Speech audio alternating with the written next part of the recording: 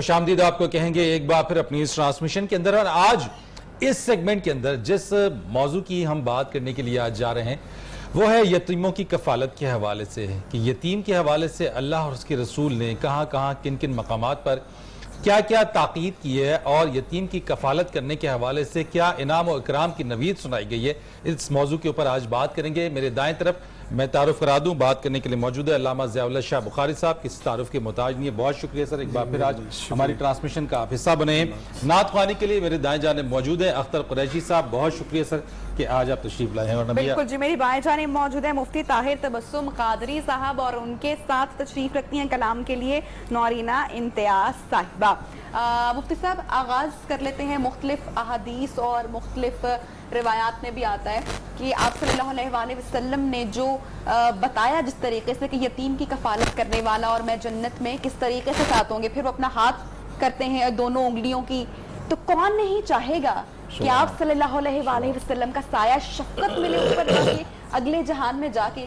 کیا کیا حدیث قرآن و سنت کی روشنی میں ہمیں کیا کیا معلوم پڑتا ہے؟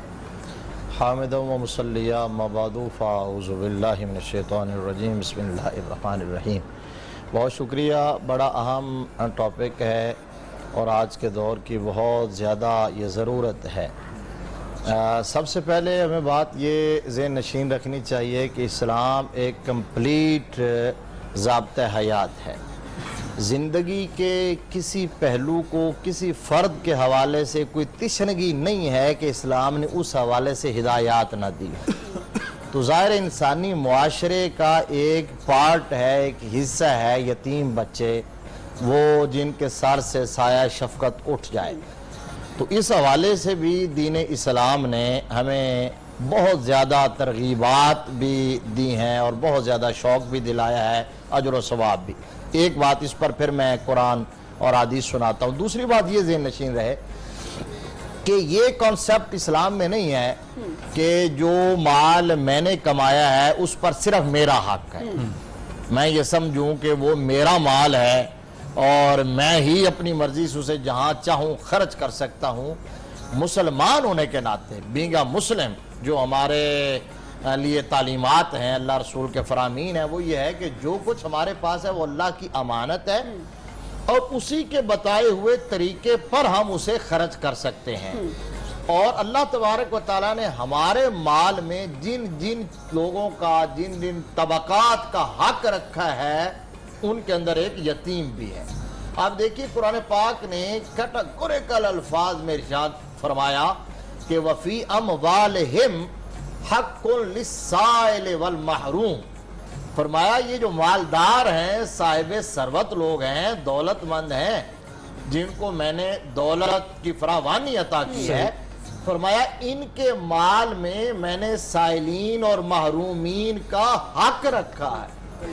یہ بات سمجھنے کی ہے، یہ لفظ غور کرنے کے لیے ہے کہ جو معاشرے کے محروم طبقے ہیں، پسے ہوئے لوگ ہیں، مالداروں کے مالوں میں ان کا حق ہے.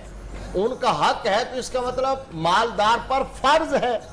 تو اس کا مطلب مالدار اگر اپنا مال خرچ کر رہا ہے معاشرے کے ان طبقات پر تو وہ اپنا فرض ادا کر رہا ہے، احسان نہیں کر رہا. اچھا، میں اس بات کا تعین کیسے کروں؟ ہم یتیم کی کفالت کی بات کر رہے ہیں، اللہ تعالیٰ نے مجھے صاحب حیثیت رکھا ہے، تو میں اس بات کا تعین کیسے کروں کہ یتیم ہے کون؟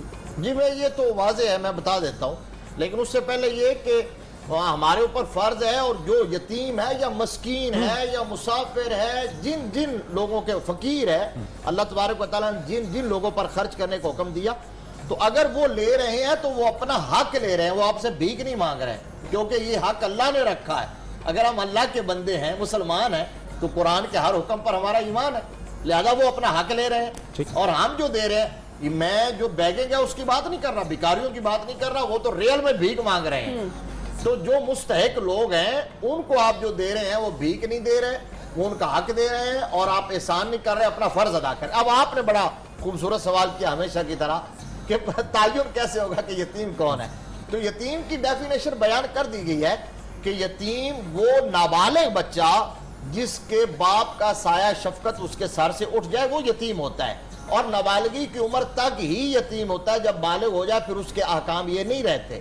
یعنی باپ کا سایہ شفقت نہ ہو، باپ فوت ہو جائے اور نابالغ بچہ وہ یتیم ہوتا ہے۔ اچھا پھر یتیم کی کفالت کے حوالے سے بھی قرآن پاک نے، اللہ رسول نے ڈائریکٹ یہ نہیں کہہ دیا کہ یہ فضائل ضرور بیان ہوئے کہ اس کی معاشرہ کفالت کرے اور لوگ اس کی کفالت کریں، پورا جامع نظام دیا ہے، ایک ضابطہ دیا ہے، قانون دیا ہے۔ کہا پہلے تو دیکھو کہ اس کے باپ نے مال چھوڑا ہے کہ نہیں چھوڑا، اگر تو مال چھوڑا اور یتیم بچہ جو ہے وہ خود مالدار ہے تو فرمایا اس کا کسٹوڈین جو اس کے مال میں سے اس پر خرچ کرے، اور اگر مال نہیں چھوڑا تو پھر اس کے اسباب جو چچا ہیں وہ خرچ کریں، وہ نہیں تو جو اس کے قریبی رشتہ دار ہیں وہ نہیں تو پھر اسٹیٹ کفالت کرے، جہاں بیت المال کا نظام ہو، اسٹیٹ کی ذمہ داری ہے۔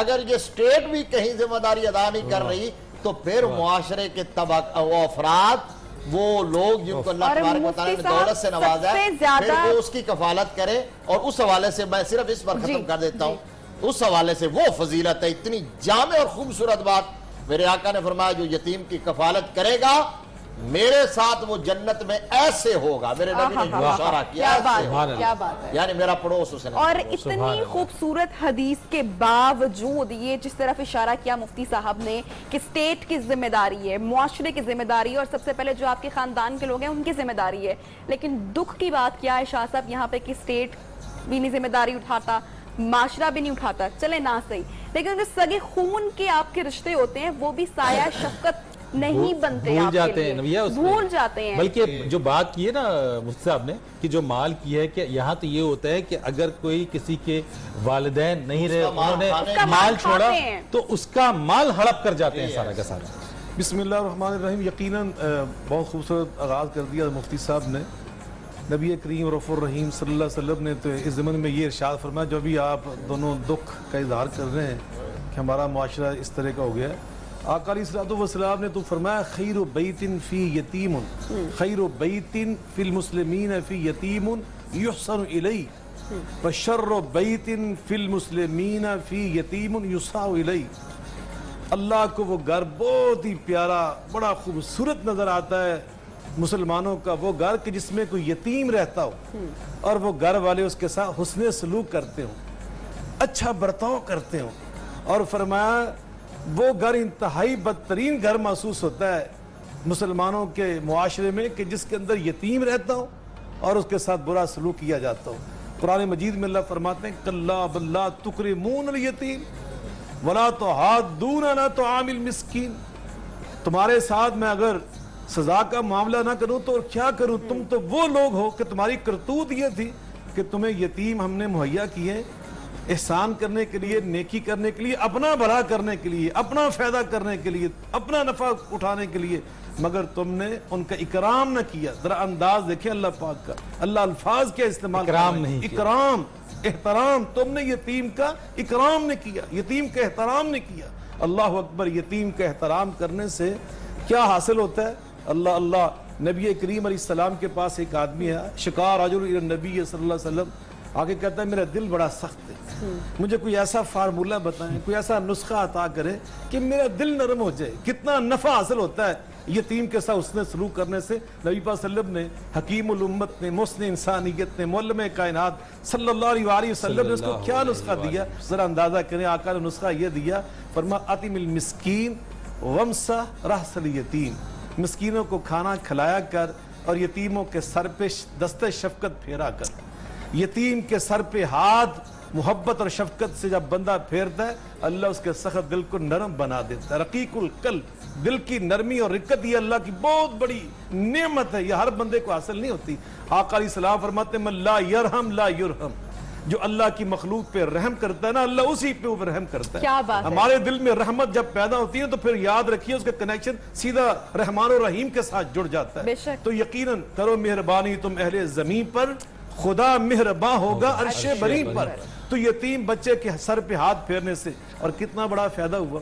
ابھی حضرت مفتی صاحب وہ حدیث پاک کا ترجمہ سنا، آقا نے فرمایا انا وکافل الیتیم، انا وکافل الیتیم فی الجنت ہاکذا واشارہ بالسبابۃ والوسطی وفرج بینہما شیئا۔ آقا نے یہ دونوں انگلیاں اس طرح کر کے نا تھوڑا سا وقفہ درمیان میں رکھ کر یہ اشارہ کر کے فرمایا میں اور यतीम की हिफाजत करने वाला जन्नत में इस तरह पड़ोसी होंगे। क्या बात। नबी पाक की माइयत, रसूलुल्लाह का पड़ोस जन्नत में जिसको मिल जाए, अंदाजा करे। एक बहुत बड़े हमारे वली थे, बुजुर्ग थे, मौला अब्दुस्तार रहमतुल्लाह ताला अलैह। उनकी एक किताब है पंजाबी जुबान में, उन्होंने उसका नाम इकराम मोहम्मदी सल्लल्लाहु अलैहि वसल्लम। उस किताब में वो लिखते हैं अब्दुस्तारा, पंजाबी में वो कहते हैं, शायद फरीद भाई भी समझ जाए, कराची में रहते हैं। अब्दुस्तारा आली शाना कुल मुरादा पावे जे कर उस दर्द कमियां अंदर तू भी लिखिया जावे। कहते जन्नत में अगर नबी पाक के महल का मुझे पड़ोसी तो क्या कमी अल्लाह ताला बना दे, झाड़ू फेरने वाला बना दे, तो मैं समझूंगा मुझे आली शान मिल गई, मुझे सारी मुरादें मिल गई। तो आका अलैहिस्सलाम फरमाते हैं मैं जन्नत में पड़ोस अपना उसको अता कर रहा हूँ, जन्नत का टिकट दे रहा हूँ अपने पड़ोस में जो एक यतीम की कफालत करता है। शाहजाद, मैं आपकी इसी बात को आगे बढ़ा देता हूँ यहाँ पे कि हमने देखा है कि बहुत सारे लोग ये दावा करते हैं, इस बारे में आगे दिखाते भी हैं कि मैं यतीम की हम किफ़ालत कर रहे हैं, यतीम खाने भी बनाते हैं, उनके नाम पे जो है वो फंड्स भी लेते हैं, पैसे भी लेते हैं, और इतना लेते हैं कि यकीन कीजिए कि अगर वो लगाएं तो नज़र आ जाए कि लगता हुआ नज़र आता है, लेकिन बेचारे वो जो बच्चे वहाँ पे होते हैं उनकी हालत ज़ार तब्दील नहीं होती। आप देखिए, यकीन करें, ये वो लोग हैं, अल्लाह कुरान में फरमाते हैं इनके बारे में, इन्नल्लज़ीना यअकुलूना अमवाल यतामा, ये यतीमों का माल है जो उनके नाम पे लिया गया और उनकी वरासत। इन्नल्लज़ीना यअकुलूना अमवाल यतामा जुल्मन, अल्लाह अकबर, फरमाया जो जुल्म से उनके माल खाते हैं ना, उनके नाम पे चंदा इकट्ठा जो भी उसकी शक्ल बने, फरमाया इन्नमा याकुलूना फी बुतूनिहिम नारा, ये जहन्नम की आग से अपने पेट भर रहे हैं। ये जो गाड़ियां लिए फिरते हैं, ये कोठियां बनाए फिरते हैं उनके चंदों पर, उनके पैसों पर, फरमाया तो जहन्नम की आग सारी इकट्ठी कर रहे हैं। तो नबी पाक सल्लल्लाहु अलैहि वसल्लम ने इनको एक और कुरान में अल्लाह पाक ने इनको तंबीह फरमाई, वल यख्शल्लज़ीना लौ तरकू मिन खल्फिहिम ज़ुर्रियतन ज़िआफ़न ख़ाफ़ू अलैहिम फ़लियत्तक़ुल्लाह, डरो कल तुम्हारे बच्चे भी यतीम हो सकते हैं, तुम्हें भी मौत आ सकती है, तुम भी मर सकते हो। आज ये बच्चे, इनके बाप भी तो दुनिया में कभी जिंदा थे, आज ये यतीम है तो कल तुम्हारे बच्चे भी यतीम हो सकते हैं, सजा के तौर पे अल्लाह ताला तुम्हें भी मौत दे सकता है। तो अल्लाह पाक तो खुद यतीमों के साथ इतना प्यार करता है, आप अंदाजा लगाएं कि कायनात का इमाम बनाने के लिए, नबियों का सरदार बनाने के लिए अल्लाह ने इंतखाब फरमाया, तो आमिना के लाल अब्दुल्ला के दुर्र यतीम का इंतखाब फरमाया सल्लल्लाहु अलैहि वसल्लम, अलम यजिद का यतीमन फआवा, ऐ मेरे महबूब हमने आपको यतीम पाया और यतीम से उठाकर क्या किया, हमने बदर मुनीर बना दिया, कायनात का इमाम बना दिया। आका अलैहिस्सलाम सल्लल्लाहु पाक अपनी इन नेमतों का इजहार करके प्यार की बातें सुना के आगे क्या फरमाते हैं, हमें सुनाने के लिए, हमें समझाने के लिए, फअम्मल यतीम फला तकहर, किसी यतीम का दिल कभी ना दुखाना। कभी यतीम के साथ अल्लाह कुरान में बहुत क्या बिशारत दे रहा है। इस बात को आगे अगर बढ़ाएं थोड़ी देर के बाद और इसी चीज को आगे करें, नबी कलाम सुन लेते हैं कुरैशी साहब की मौजूदगी में। जी क्या सुना रहे कुरैशी साहब आज? पंजाबी का कहा, मुझे याद आ गए पीर मेरे अली शाह साहब, तो उनके चांद अशआर पेश करता हूँ। बहुत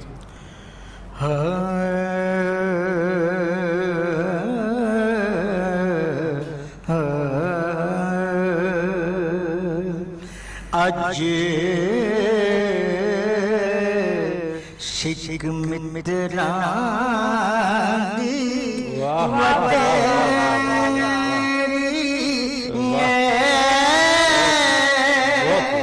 बहुत क्यों दिलड़ी उदास जने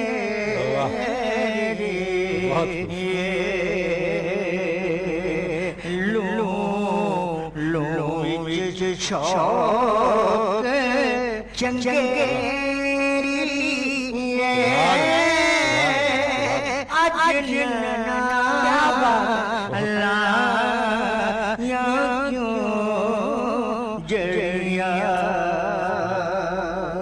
मुख चंद बदर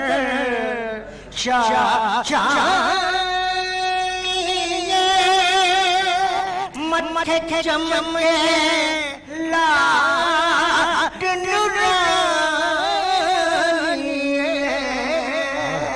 मुख चंद बदर चानिए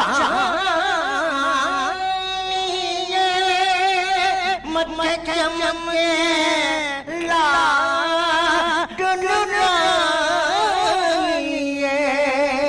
काली जुल्फ ते अख मस्तानी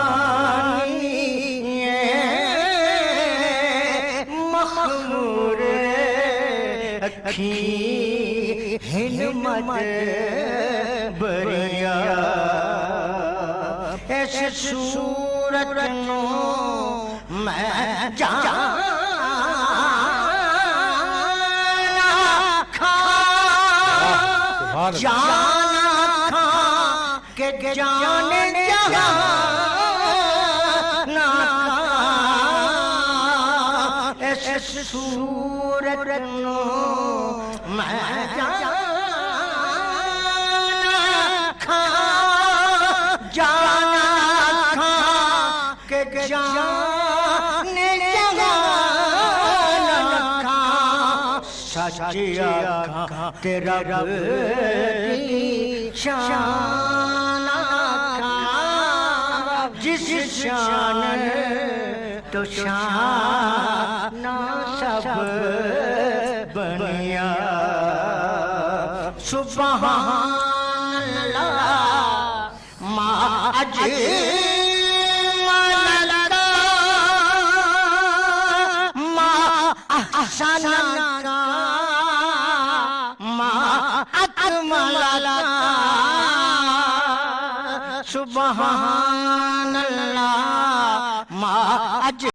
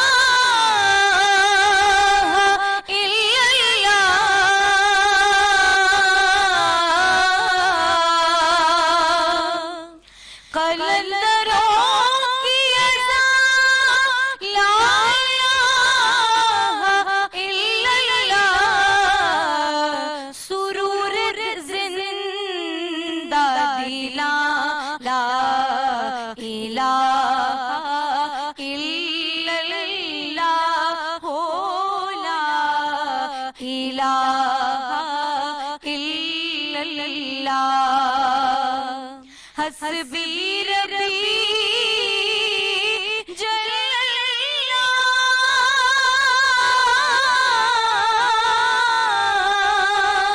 ما فی قلبی غیر اللہ نور محمد صلی اللہ لا الہ الا اللہ لا الہ الا اللہ لا الہ الا اللہ حسین پاک سے پوچھا کہ کچھ بچا بھی ہے تو سر کٹا کے کہا لا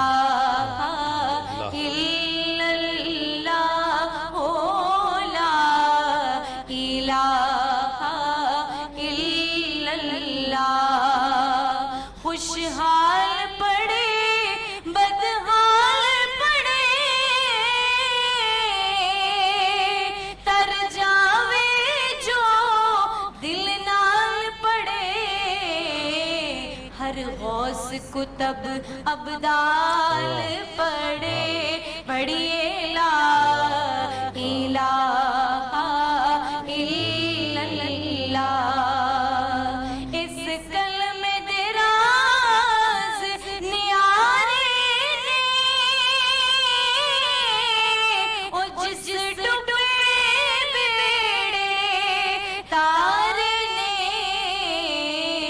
سانو دسیا نبی پیارے نے پڑھیے لا الہ الا اللہ محمد رسول اللہ کیا بات ہے, بہت ہی خوبصورت آپ کی آواز اور اس کی تاثیر بھی بہت زبردست ہے. مفتی صاحب, چونکہ ہمارا ٹاپک یتیموں کی کفالت سے متعلق ہے اور رمضان کا رحمتوں والا برکتوں والا مہینہ جس میں ہم موجود ہیں اور زکوٰۃ ہم پر فرض ہے, خدا نہ خواستہ اگر کسی گھر میں یتیم موجود ہے تو سب سے پہلے کیا زکوٰۃ ان کو دی جا سکتی ہے, یا کس طریقے سے اس کی ڈویژن ہم لوگ کر سکتے ہیں؟ مسکین ہوتے ہیں, باہر بھی لوگوں کو دینی ہوتی ہے, تو جو گھر میں اگر آپ کسی یتیم کو پائیں تو ہم اس کو زکوٰۃ دے سکتے ہیں؟ زکوٰۃ کے مصارف قرآن پاک نے بیان کر دیے, انما الصدقات للفقراء والمساکین والعاملین علیہا والمؤلفۃ قلوبہم وفی الرقاب والغارمین وفی سبیل اللہ وابن السبیل. تو ان میں جو مستحقین ہیں نا, یہ جتنے بھی ہیں, مسکین ہے, غریب ہے, فقیر ہے, محتاج ہیں, ان مستحقین میں سب سے پہلے آپ تلاش کریں گے آپ کے اصول و فروع سے ہٹ کے جو آپ کے قریبی رشتہ داروں میں ہوگا, سب سے پہلے اس کا حق اس کو دیں. صرف اصول اور فروع کو زکوٰۃ نہیں دی جا سکتی. اصول و فروع کا مطلب کیا ہے؟ جو بندہ زکوٰۃ دینا چاہتا ہے وہ اپنے باپ دادا کو زکوٰۃ نہیں دے سکتا اور اپنے بیٹے اور پوتے ان کو زکوٰۃ نہیں دے سکتا. اصل اور نسل کو زکوٰۃ نہیں دی جا سکتی. ان کو آپ اپنی حلال کمائی سے, باقی وہ تو آپ کے ذمہ ہے ان کی کفالت کرنا. اس کے علاوہ جو آپ کے قریبی رشتہ دار ہیں, اگر ان میں کوئی یتیم ہے تو سب سے پہلا حق اسی کا ہے, اس پر خرچ کیا جائے, اس کو زکوٰۃ دی جائے. اب اس میں ایک اور بات یہ ہے کہ اللہ تبارک و تعالیٰ نے قرآن پاک میں سورہ بقرہ کی آیت نمبر 177 ہے, دوسرے پارے میں, اس میں فرمایا لیس البر ان تولوا وجوہکم قبل المشرق والمغرب ولکن البر من آمن باللہ والیوم الآخر والملائکہ والکتاب والنبیین وآتى المال على حبه ذوي القربى واليتامى والمساکین وابن السبیل والسائلین وفی الرقاب. اب دیکھیے یہاں اللہ تبارک و تعالیٰ نے فرمایا کہ نیکی اصل یہ نہیں ہے کہ تم اس وقت, چونکہ پیچھے ساری بحث اس بارے میں چل رہی تھی تحویل قبلہ کا واقعہ, تو اس پر یہود اعتراض کرتے تھے کہ جی یہ تو قبلہ ہمارا تھا, اب پھر تمہارا بدل گیا.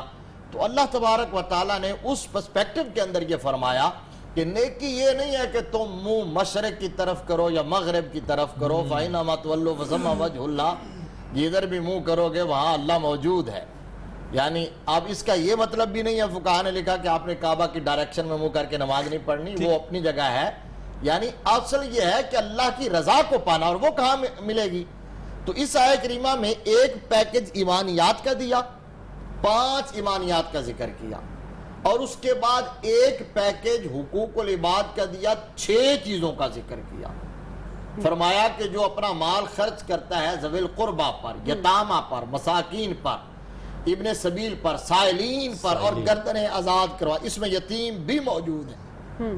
6 کا پیکج مال خرچ کرنے کے حوالے سے حقوق العباد کا دیا ہے, اور پھر اس کے بعد 4 کا پیکج عبادات کا دیا ہے. تو اب آپ اندازہ لگا دیجئے, 5 ایمانیات, 4 عبادات, اس کے درمیان میں 6 حقوق العباد. تو اس کا مطلب ہے کہ کتنی امپورٹنس یعنی اتنی اہمیت کہ ادھر 5 رکھے ادھر 6. مطلب ایک بات, ایک ہم نے ذرا بریک لے رہے ہیں, بریک کی طرف جانا ہے ہم نے ذرا سا, ٹھیک ہے, اس کو کنٹینیو کریں گے ذرا سا آگے چل کے اسی چیز کے اوپر, شاہ صاحب سے بھی اس پر بات کریں گے. بریک کہتے ہیں, بریک کے بعد آ کے مزید بات کریں.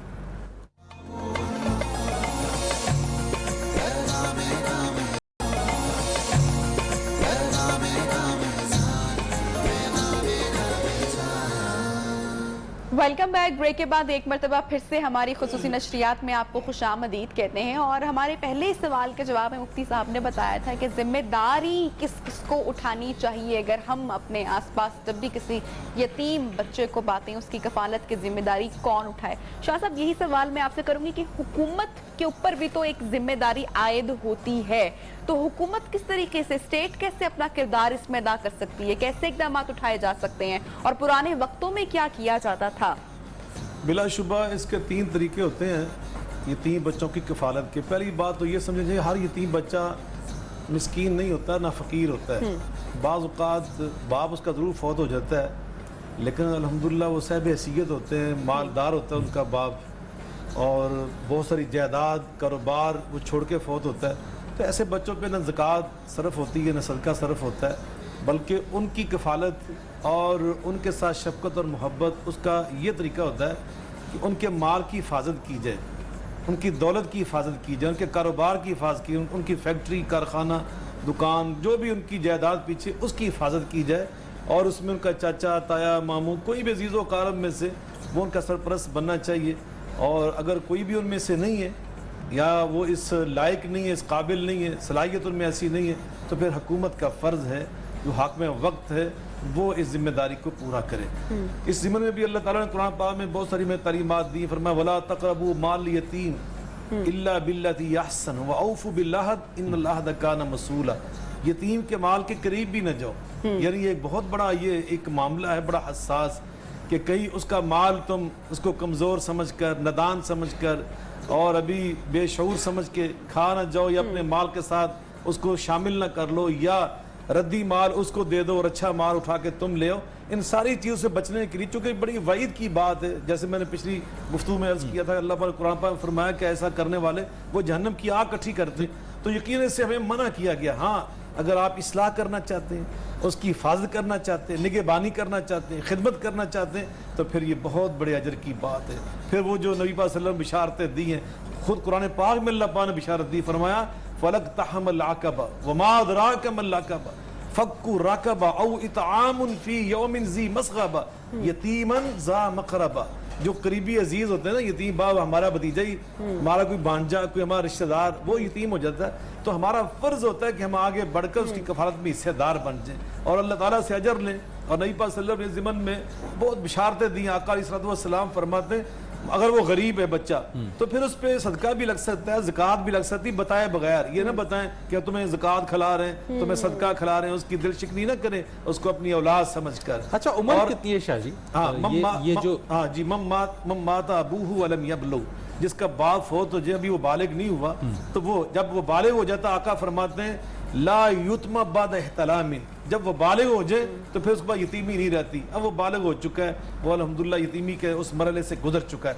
तो यकीनन नबी करीम अलैहिस्सलाम की ये तालीमात, अब अगर बाप भी नहीं है, चाचा भी नहीं है, ताया भी नहीं है, कोई अजीज़ व कारब में से नहीं है उसका सरपरस्ती करने वाला, फिर हाकिम वक्त की जिम्मेदारी है। और उसमें जो मुआशरा होता है ना, बाज़ औक़ात उसका भी ये फ़र्ज़ होता है कि बाज़ औक़ात हुकूमत तवज्जो नहीं कर रही, तो जो मुआशरा है, महल्लेदार हैं, उनका ये फ़र्ज़ होता है। और उसमें कफ़ालत की दूसरी शक्ल ये होती है कि आप उसको अपने घर में ले आएँ और अपने बच्चों के साथ उसको भी अपना बेटा समझें। लेकिन उसमें यह हरगिज़ इजाज़त नहीं है कि आप उसकी वल्दियत ख़त्म करके अपनी वल्दियत उसके नाम के साथ लिख दें। ये कुरान में अल्लाह फरमाते हैं उदऊहुम लिआबाइहिम फ़इल्लम तअलमू आबाहुम फ़इख़वानुकुम, फरमाया उनकी जब वल्दियत का जिक्र करो, उसके बाप का जिक्र करो, ये फलां का बेटा है। हज़रत ज़ैद इब्न हारिसा, नबी पाक ने उनका अपना बेटा बना लिया, वो यतीम भी थे, मिस्कीन भी थे उस वक्त, यूं कह ले। तो फरमाया ज़ैद बिन मोहम्मद, अल्लाह ने कुरान में नाज़िल फरमा दिया कि आज के बाद ज़ैद बिन मोहम्मद नहीं कहना सल्लम, ज़ैद बिन हारिसा ही कहना है। और अगर उसके बाप का नाम भी मालूम ना हो, जैसे बाद का ज़लज़ला आया, छोटे छोटे बच्चे हो गए, कोई सैलाब आ गया, कोई जंग हो गई, इस तरह की सूरत हाल के बाद हमें उसके बाप का मालूम नहीं है, तब भी आपने उसकी वल्दियत नहीं तब्दील करनी, उसका नाम रखें, बस वो तुम्हारे मुसलमान भाई हैं। तो इस अंदाज से हमें ये तालीम दी गई। शाह साहब, जिस तरह से हमारे पास यतीम खाने से फरीद ने भी जिक्र किया, और फरीद में सोच रही थी कि जिस तरह ईद आती है या नए साल का आगाज होता है या हमारे खुशियों के जो भी त्यौहार होते हैं, रमज़ान का इतना प्यारा महीना है, हमने कभी, अब मेरे दिल में ख्याल आ रहा है, हमने कभी सोचा नहीं कि हम जाएं वहां पर तोहफे तहाइफ लेके। इनके पास कोई नहीं है, इनके माँ बाप नहीं है, बेआबान पड़े हुए बच्चे मुंतज़िर है, शायद कैसे उनको प्यार मिलेगा? अगर हम लोग कोशिश करें, अगर हम साल में एक बार, 6 महीने में एक बार अगर हम वहां पर जाएं, जिस तरह हम ज़कात, खैरात, सदकात सभी करते हैं, लेकिन अगर हम थोड़ा सा वक्त निकाल के ये महज कोशिश करें, तो क्या पता अल्लाह को ये अदा पसंद आ जाए। आपकी बहुत अच्छी बात है। मैं एक चीज ऐड करूंगा शाह जी इसी चीज के अंदर, कि अब जैसे हम यहाँ पे बैठे हैं, हम ये बात कर रहे हैं, हमारे दिल में ये ख्याल आता है, क्योंकि हम एक ऐसी महफिल में बैठे हैं जिसके अंदर हम ये बात सीख रहे हैं, तमाम चीज़ों में हमारे देखने वाले भी सीख रहे हैं। हम असल में ना, जो मेरी अपनी ऑब्जर्वेशन है कि हम असल में कोशिश नहीं करते, हम आसानी ढूंढ ली है ना, इजी गोइंग है। हम कहते हैं हमें जो सामने नजर आ जाए, हमने बस उसको पकड़ा के अपने ऊपर से जान छुड़ानी है। आप यकीन कीजिए, मैं आपको अपना तजुर्बा बताऊं कि अगर आप सदका खैरात किसी ज़रूरतमंद तक पहुंचाने के लिए निकलें और सिद्क़े दिल और नेक नियति से निकलें, तो यकीन कीजिए आपको घंटों लग जाएंगे, लेकिन आपको ज़रूरतमंद ढूंढने میں اتنا وقت لگے گا، اتنی آسانی سے آپ نہیں دے سکیں گے. یہ علامہ صاحب اور مفتی صاحب بیٹھے میں، اگر آپ ضرورت مند کو ڈھونڈنے نکلے، اگر آپ کوشش کریں، لیکن ہم کوشش اصل میں نہیں کرتے ہیں. اور یہی چیز علامہ صاحب میں آپ سے بھی جاننا چاہتا ہوں کہ اگر ریاست اپنا کردار ادا نہیں کرے، اگر ایک یتیم بچے ہیں، معاشرے کے اندر یتیم بچوں کی تعداد ہے، وہ بیچارے ان کی تعلیم بھی نہیں ہو رہی ہے، کیونکہ تربیت بھی بڑی ضروری ہے، تعلیم اور تربیت. یہ ذمہ داری پھر کیا الٹیمیٹلی ہمارے معاشرے پہ، معاشرے کے رہنے والوں پہ، یا پھر حکمران وقت کے اوپر عائد ہوتی ہے؟ میں سمجھتا ہوں کہ الحمدللہ پاکستان کے معاشرے پر اگر ہم غور و فکر کریں، چونکہ میں الحمدللہ 50 سال کے لگ بھگ میری عمر ہے، جیسے میں نے شعور کی زندگی سنبھالی اس وقت سے میں نے اس سارے ماحول کو بڑے غور سے دیکھا ہے. پاکستان کا معاشرہ آج بھی الحمدللہ دنیا میں چوتھے نمبر پہ ہے یتیم بچوں کی کفالت کے اعتبار سے، ان کے ساتھ شفقت کرنے کے لحاظ سے. ہمارے پاس بہت سارے ادارے ہیں جہاں بہت ہی اعلیٰ انداز سے ان بچوں کی، یہ لاہور مار روڈ کے اوپر ایک ادارہ بہت بڑا، میں وہاں پہ تقریباً 2-3 دفعہ جا چکا ہوں، میں نے وہاں پہ دیکھا الحمدللہ یہ بہت اچھی صورتحال ہے.